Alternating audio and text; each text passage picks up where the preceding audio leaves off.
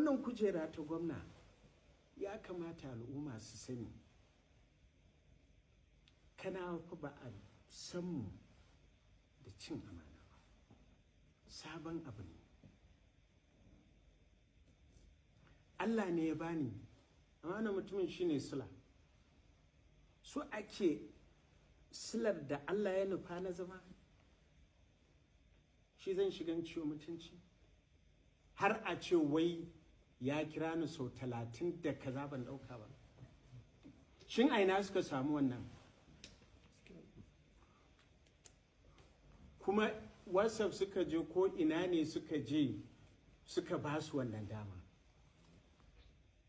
Ai kaga labarin da nake samu kuloni na kai, a ɗauko wani abu a ɗauko a hada. Kuma ni in banda